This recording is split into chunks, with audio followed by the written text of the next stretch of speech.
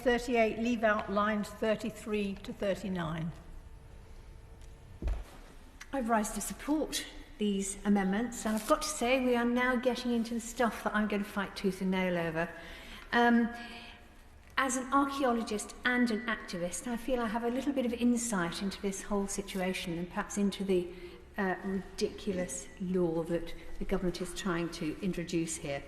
Because instead of actually debating and discussing it and coming to some sensible resolution, it's actually part of a battle in a culture war. It's absolutely ludicrous. History is important, but it is not fixed. People like to think history is... We all know what history is, it's in all the books and that sort of thing, but actually as an archaeologist I know that we reinterpret it all the time. We are constantly making new discoveries.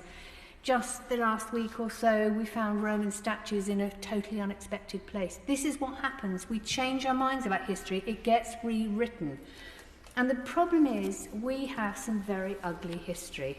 And our ugly history is littered with powerful, wealthy, white men who, behind a thin veneer of toffish respectability, actually did some quite nasty things and were responsible for atrocities like the enslavement of millions of people, genocides, war crimes, and the grabbing of wealth from some of the many nations we now call developing nations.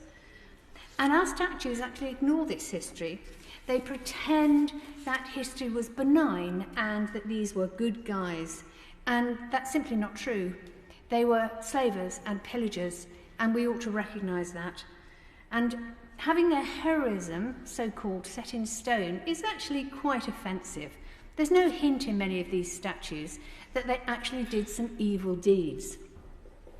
Now, people don't like this. People, the public, many people in the public do not like this, and they are showing their dissatisfaction with celebrating people who really should not be celebrated. The fact that they raped and pillaged and then spent a lot of money on universities or libraries or parks doesn't really make it all right.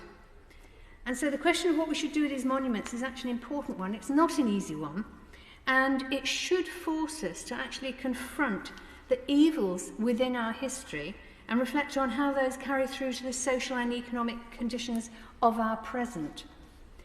And instead of leading on this quite important dialogue, the government's chosen to simply storm in with a new criminal offence, which I find so ludicrous that I feel I ought to go and speak directly to the Home Secretary about it.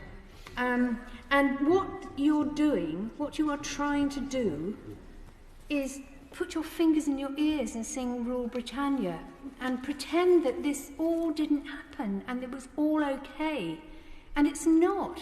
And councils all over the country and the government have to realise that statues are not something we can't change, something we can't actually remove.